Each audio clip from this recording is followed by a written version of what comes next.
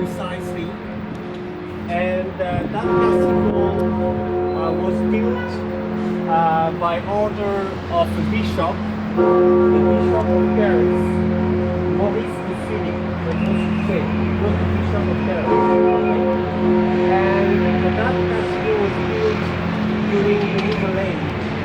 And later, the castle inspired romantic poet, novelist Victor Hugo, a famous poet in the middle of the 19th century.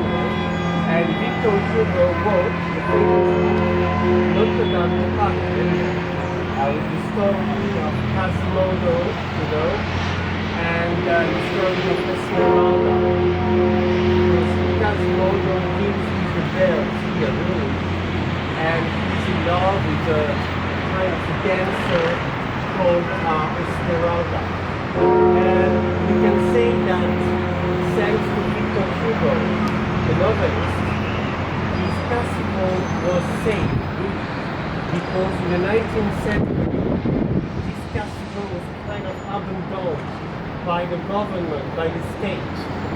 So thanks to the book Notre-Dame de Paris, which was a bestseller, really, the castle was renovated by Viollet-le-Duc. And Viollet-le-Duc was a famous architect in the 19th century, and he decided to put here, to build, I would say, la Galerie des Chimères. Chimère means like fantastic creators, you know. Look here, for example, that's the Chimère, like fantastic creatures. People look like a bit like a devil, because the mission of that strange creatures, fantastic creatures, is to chase, to hunt the bad spirits, you know, like evil spirits. Looks like a devil, it's true, but definitely their purpose is to chase the bad spirits. Now, this castle, many events, famous events occurred here. For example, the coronation ceremony of Napoleon I in Notre-Dame de Paris. In 1804, the Emperor of the French, Napoleon I, was crowned Emperor anyway by the Pope, okay? And he was inside the castle with his first wife, Josephine de Beauharnais, okay? And at that moment precisely, he decided to use some symbols, the lauras, like the Roman emperors, the eagle, like the Roman emperors, but also the bees and some Egyptian symbols, okay? Now the thing is that if you look just over there, the square here, you see, that was, of course, during the Middle Age, much smaller, you know, because this is the Osmanian, what can I say, architecture here, you know, that structure. Le Baron Osman was the prefect of the Seine under the reign of Napoleon III, the nephew of the great Napoleon, around the years 1860, okay, 1860. So the Baron Osman decided to transform a bit of Paris with large avenues, okay? So here this is very large. So it used to be very small, really. And we used to have just over there plenty of medieval houses, the houses from the Middle Age, which were completely destroyed by order of the prefect of the Seine, the Baron Osman, okay?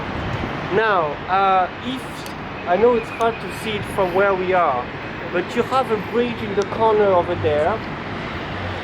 You have to keep in mind that in Paris, still the case nowadays anyway, you have plenty of bridges over the river Seine. So the river Seine passing by, you know, over there. Bridges used to have, during the Middle Age, before the French Revolution in 1789, plenty of houses over it. So a lot of houses over the bridge, and you probably know that Le Pont Neuf, if I translate, means the new bridge, was the first bridge without houses on it. Because houses was kind of a danger, because they were made of wood. And you know what happened with wood? Fire. You know, everything was possible. Many houses burned completely over bridges during the Middle Age. And some bridges were made of stone, of course, but others were made of wood. You see, that was a major problem. When you crossed the bridge during the old regime, before the French Revolution, and even after anyway, you had to pay some money. Can you imagine that? You had to pay to cross, to go from one side from Paris to another side. You see? Now, the thing is that you have a special area over there where you have the archaeological crypt. You know, archaeological, deep underneath the ground over there. You have what we call the crypt. And this is the same in English, yeah? So archaeologists in the 19th century dug, deep inside, and they found some vestige, of a very old basilic, very old kind of a cathedral, you see, dating from the Romans, because the Romans colonized, as you know, France, and they colonized, of course it was not Paris at that time, but it was called Lutetia, see? So they found a lot of very old stones. When they built the cathedral, they used to have a very large, anyway, you look carefully over there, you can see just try to imagine, a very large road, going from the crypt to the cathedral. So a lot of workers, you see, during the Middle Age, in the 12th century, used to carry heavy stones. To build the cathedral, okay? From that point, just over there. So you used to have a lot of houses, everywhere here. Now, if you look carefully, look at the view, beautiful view, a lot of lights. If you look at the monuments over there, this is the Opera House, we call that the Garnier Palace. Garnier was the name of the architect. He was a member of the Academy of Roma, the Medicis Villa in Roma, where he studied architecture, and Charles Garnier was chosen by the Emperor Napoleon III to build a new opera house in Paris. And you have probably heard the strange story of the Phantom of the Opera. Yes? So the Phantom of the Opera has his private box inside the Garnier Palace over there. Can you see the lights over there? Yeah, is it okay? Yeah? You tell me if you don't see it. That's the Opera House just over there, facing the Avenue of the Opera, built by Haussmann anyway. Now you have, of course, the Louvre over there. During the Renaissance, like the 16th century, it used to be the court of France before Versailles, because you have the Queen Catherine de Medicis, who was an Italian lady, and she was the Queen of France during the late Renaissance anyway. So the court was there, and as you probably know, Louis XIV, the Sun King, decided to leave Paris and to have his court in Versailles, okay? But before, the court was just over there in the Louvre. Now, as you can see, the architecture of the Louvre nowadays, there are different centuries. So you have mainly Louis XIV style, classical style, just over there. But you have also 19th century construction. Now, this is that building over there. Look, have a look at that very long building. This is the Hôtel Dieu. The Hôtel Dieu is the hospital, if I translate the hospital. And we used to have, since the 7th century, so a long time ago, the first hospital in Paris called already the Hôtel Dieu. And it was located just over there, just facing that one. So just over there. So you must imagine a very old hospital here, but of course it was destroyed after. And now you have a kind of a late 19th century hospital here, the Hôtel Dieu. The thing is that, so Viollet-le-Duc renovated really this cathedral. I will show you later the outside architecture with the Last Judgment. You see? I will show you also many details showing the devil. So you see sometimes when you look at the cathedral, you have sometimes a representation of the devil. Now you have of course the Eiffel Tower, everybody knows that, okay? So this is a very high building, around 320 meters high, the height.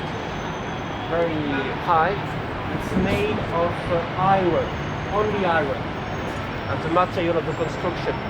It was achieved in 1889 for the Universal Exhibition. You know what I mean? Like, I know there is another word in English for that. Yeah, I know there is another word. Okay? Now, if you look now over there, look at the church over there. This is called Saint-Eustache. I know it's hard to see it, but close to Saint-Eustache on the left side, you have a very long column. And this column is called the astrological column, but also the astronomical column.